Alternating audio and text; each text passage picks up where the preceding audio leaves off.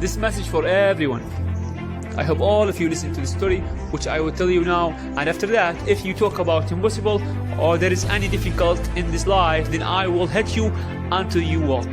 Put it inside of your mind. Now listen carefully to this. I know someone lost his mom, and that was in an accident where the guy wasn't diligent in his study and one of the worst students in his class.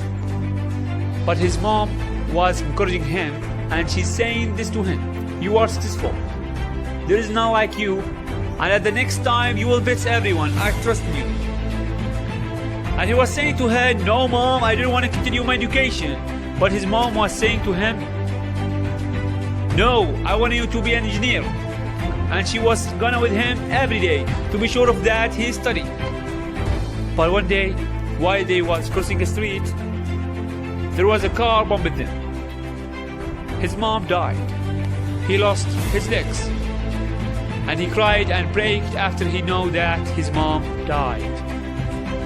A few months later, his father brought the papers of his grades from school.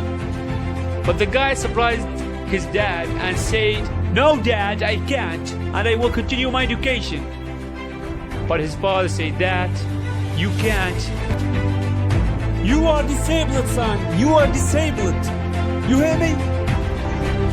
But the guy said, dad, that's my mom's ambition. She wanted me to be the number one of my class and then to be engineer. She was saying to me, there is none like you. So how you wanted me to stop now, dad? How? It's impossible.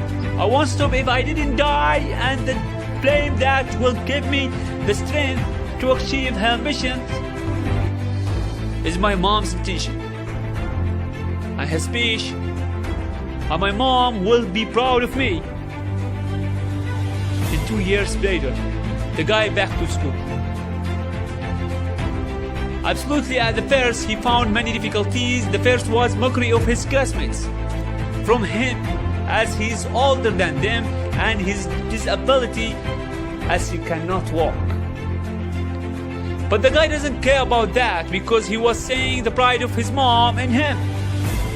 So he kept going, and he surprised everyone by his marks, and then he got the first place in his class and the best student in his school. After that, he graduated from the high school as the student number 1, and he got scholarship from the government to continue his education in Malaysia, because he got the 8th place in his country, and now he is in the level 3 in mechatronics engineering, and from the best students in his specialization.